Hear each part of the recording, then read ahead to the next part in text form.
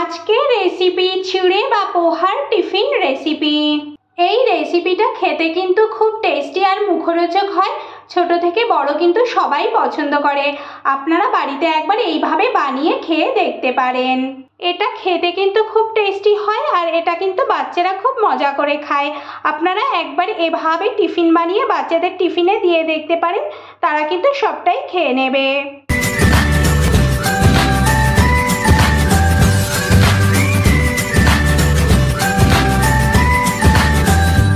নমস্কার বন্ধুরা, অপরাজিতাস কিচেনে আপনাদের সবাইকে স্বাগত। আশা করি আপনারা সবাই ভালো আছেন। আজ আমি চিড়ে বা পোহার রেসিপি বানাবো। কিভাবে খুব কম সময়ে আর তাড়াতাড়ি টেস্টিভাবে এই চিড়ে বা পোহার টিফিন রেসিপিটা আমি বানাবো সেটা দেখে নিই। চিড়ে বা পোহার রেসিপি বানানোর জন্য আমি এখানে 1 বাটি পরিমাণ পোহা বা চিড়ে নিয়েছি। এটাকে আমি জল দিয়ে খুব ভালো করে ধুয়ে নেব। এইভাবে চিড়ের রেসিপি বা পোহার রেসিপিটা বানানো কিন্তু খুব সহজ।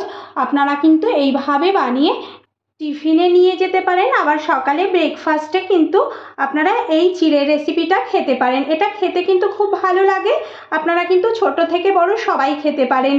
এইভাবে চিড়ে বা পোহার রেসিপিটা বানানোও যেমন সহজ, খেতেও তেমন টেস্টি আর সময়ও খুব কম লাগে। আপনারা বাড়িতে একবার ট্রাই করে দেখতে পারেন। এটা আমি ভালো করে জলে ধুয়ে জলটা কিন্তু চেপে চেপে আমি এটা তুলে নিয়েছি। এবার আমি এটা এভাবে রেখে দেব। এর মধ্যে যে জলটুকু আছে সেটা কিন্তু এই চিড়েগুলো সোপ করে নেবে, নিয়ে একদম ঝুরঝুরে হয়ে যাবে। এবার আমি এখানে একটা কড়াই বসিয়ে গরম করে নিয়েছি। এই কড়ার মধ্যে আমি পরিমাণ মতো সাদা তেল দিয়ে দিলাম। তেলটা গরম হয়ে গেছে। এবার এর মধ্যে আমি কিছুটা বাদাম দিয়ে দিলাম। এই বাদামগুলোকে আমি লাল লাল করে একটু ভেজে নেব। আমি কিন্তু এখানে কাঁচা চীনাবাদাম নিয়েছি আর বাদামটাকে কিন্তু আমি মিডিয়াম ফ্লেমে ভেজে নিয়েছি। বাদামগুলো আমার ভেজে নেওয়া হয়ে গেছে। এবার আমি এটা নামিয়ে নিচ্ছি। আমি কিন্তু এটা বেশিক্ষণ ভাজবো না, তাহলে কিন্তু পুড়ে যাবে বা কালো হয়ে যাবে। আমি অল্প একটু ভেজে তুলে নিলাম। এবার ওই তেলের মধ্যে আমি একটু কাজু আর কিশমিশকেও একটু ভেজে নিচ্ছি। এটা আমার ভেজে নেওয়া হয়ে গেছে। এবার আমি এটা তুলে নিচ্ছি।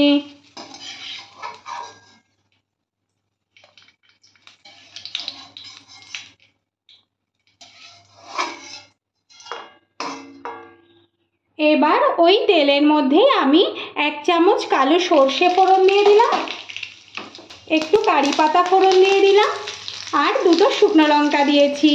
তেলটা ভীষণ গরম ছিল বলে সর্ষেগুলো দেওয়ার সঙ্গে সঙ্গেই কিন্তু ফুটে উঠেছে। এবার এর মধ্যে আমি একটু গাজর কুচি দিয়ে দিলাম, একটু নেড়ে নেব।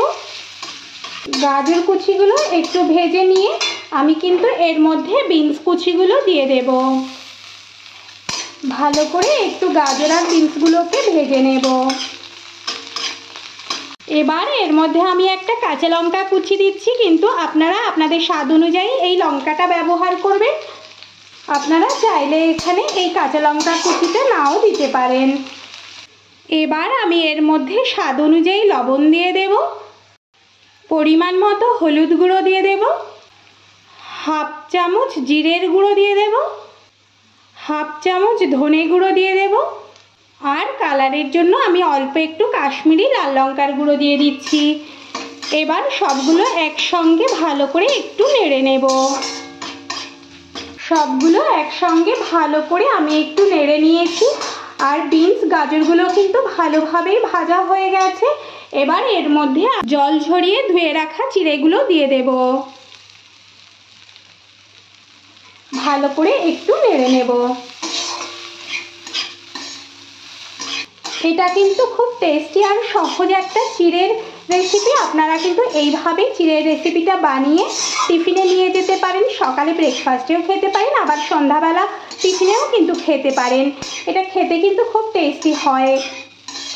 এবার এর মধ্যে ভেজে রাখা কাজু কিশমিশ আর বাদামগুলো কিন্তু আমি দিয়ে দিলাম।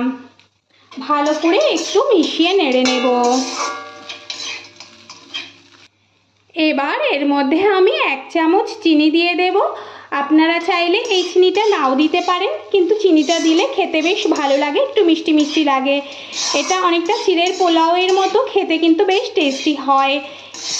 তবে আপনারা যারা ডায়াবেটিসের রোগে ভুগছেন বা ডায়াবেটিসের রোগী তারা কিন্তু এই চিনিটা ব্যবহার করবেন না, এভাবেই খেতে কিন্তু ভালো লাগে। আমার এই রেসিপিটা যদি আপনাদের ভালো লাগে তাহলে বাড়িতে অবশ্যই একবার ট্রাই করবেন, আর কেমন হয়েছে সেটা অবশ্যই একবার বলবেন। আমার এই ভিডিওটা যদি আপনাদের ভালো লাগে তাহলে লাইক শেয়ার কমেন্ট অবশ্যই করবেন, আর পাশে থাকা ছোট বেল আইকনটা প্রেস করবেন। আমি নতুন কোনো ভিডিও আপলোড করলে আপনাদের কাছে খুব সহজে একটা ছোট্ট নোটিফিকেশান পৌঁছে যায়। হয়ে গেল আমার চিড়ের রেসিপি বা পোহার রেসিপি। এবার আমি এটা নামিয়ে পরিবেশন করে ফেলবো। হয়ে গেল আমার চিড়ে বা পোহার টিফিন রেসিপি, আমি এটা পরিবেশন করে ফেলেছি। আজ এ পর্যন্তই, দেখা হবে পরবর্তী নতুন ভিডিওতে। ভালো থাকবেন, সুস্থ থাকবেন, ধন্যবাদ।